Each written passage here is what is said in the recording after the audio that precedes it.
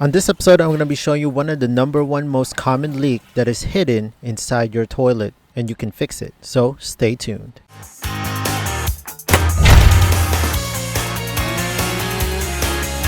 Welcome to Fix This House. If you're new to the channel, please consider pressing the subscribe and notification bell so you can always be in tune on DIYs, how-to videos, and product reviews that I do within this channel.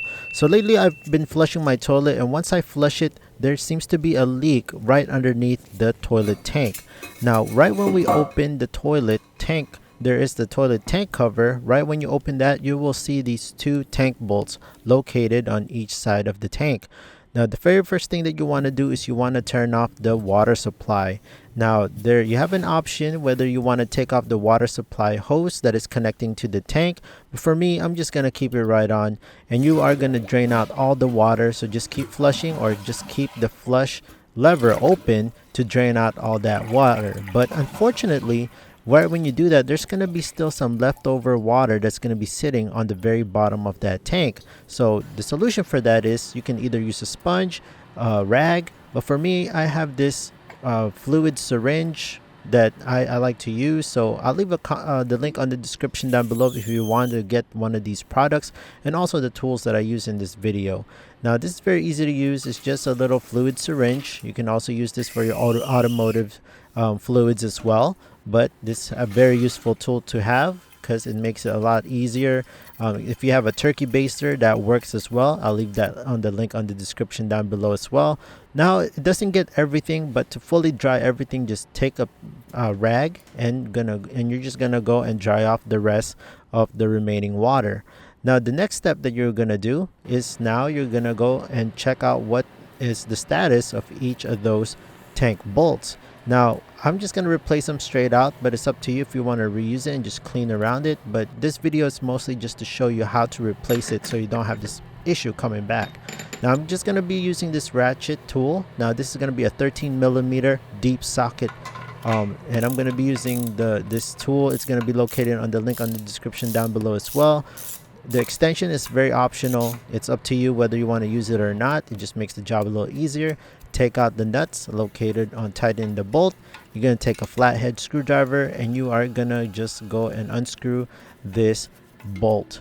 And you're going to take out all this gasket and also the washer that is connected to it. Now, while you're doing this, you want to be very, very careful because if you pierce too hard on this thing, you might end up cracking the porcelain. So do each side very, very carefully, and again, take your time because porcelain's fragile. If one chip on this, you could make the leak a lot worse.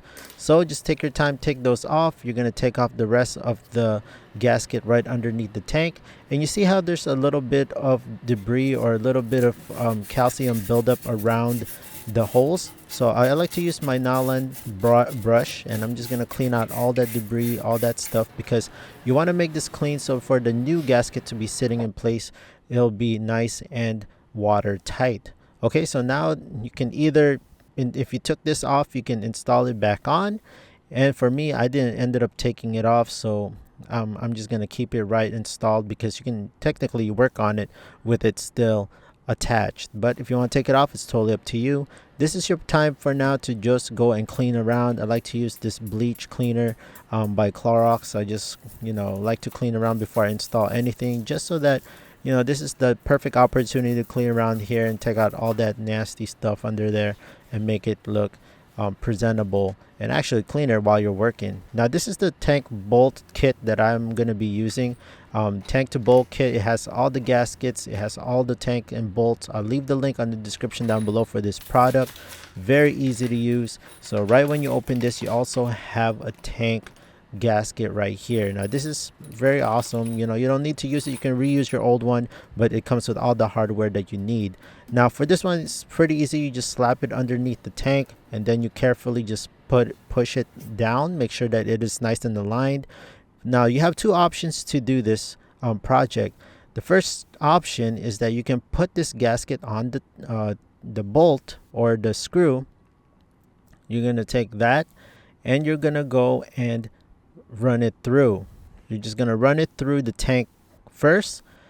Okay, so from the inside, penetrate it right through like so. You're going to put the washer and you're going to put the nut. Now, You don't need to necessarily do this. If you have very fragile porcelain, or you know that your porcelain is not that strong, don't do this option. But this is an option if you want to do it. I highly suggest you do this option so you don't get any leaks in the future, because when the tank shifts from the main bowl itself, there's a possibility that that seal might get disrupted and you could get another possible leak.